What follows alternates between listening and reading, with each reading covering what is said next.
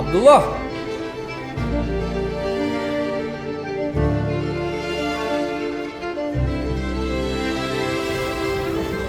Ye. Do'stim, bormisan? Assalomu alaykum. Yana so'radim kun bor ekan. Assalomu alaykum. Salomat. Yaxshimisan? Yaxshi, kelin. O'rtoq, qalaysan? Sog'laring yaxshimi? Ishlaring yaxshimi? Ha, rahmat. Seni ko'rib juda ham xursand bo'lib ketdim. Bugun seni men mehmon qilaman. Rahmat. Obbo o'rtog'im, ishlaring yaxshimi o'zi? Ha, xudoga shukr. Xonadonlar tinchmi?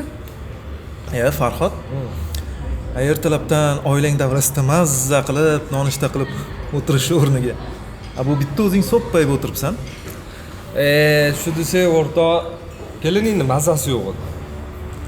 Voh qilaverdi, uyga tashlab keldim. Ota-onasi qarasin, to'g'rimi? Yonimdan pul sarflab o'tiraman. Ularning vazifasi, mana qaranglar, qizinglarni tuzatib, soppa-soq qilib beringlar deb tashlab keldim. Nima dedim? Shuning uchun bir haftadan beri shu yerda o'zim nonushta qilyapman. Zerikib. Shuning uchun seni ko'rib juda ham xursand bo'lib ketdim. Menga qaragin. Bu o'zing nima qilyapsan? Bu yerda. Uchrashuving bormi-da? Yo'q. Sen yomon. Ayol mazgina betoproq edi. Shunga quvvat bo'lsin deb ovqat olib boray degan edim. Mayli, tayyor bo'lib qolgandir. Men bora qoling.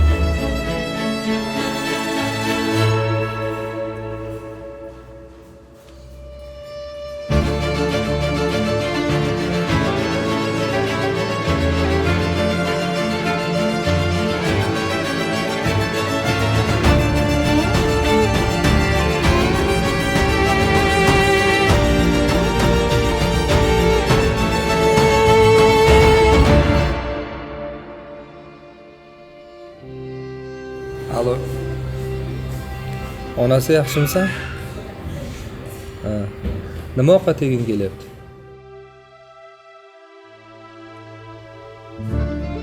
Alloh taolo o'zining muborak kalomi Qur'oni Karimning Baqara surasi 233-oyatida shunday marhamat qiladi. U onalarni ma'ruf ila yedirib, kiyintirish otaning zimmasidadir. O'zi oilada erkak kishining vazifalari nimalardan iborat? Bu haqida batafsil ilmga ega bo'lmoqchimisiz? Va unga go'zal amal qilib, dunyo va oxiratda saodatmand, baxtiyor bandalar qatorida bo'lmoqchimisiz? Bu yo'lda sizga Shayx Muhammad Sodiq Muhammad Yusuf rahimahullohning Baxtiyor oila kitoblari go'zal qo'llanma bo'ladi inshaalloh. Bu kitobda risoladagi er, risoladagi ayol, erkak kishining oiladagi vazifalari, burchlari, ayolning oiladagi vazifalari, burchlari batafsil yoritilgan. O'zi umuman Baxtiyor oila kitobida insonni tug'ilishidan toki vafot etgunga qadar oila davrasida nima amallar qilishligi kerak bo'lsa, aynan o'shalar haqida Qur'on va sunnatda kelgan ta'limot asosida yozilgandir. Keling, Baxtiyor oila kitobini o'qiylik va dunyoda ham, oxiratda ham baxtiyor insonlar qatorida bo'laylik inshaalloh.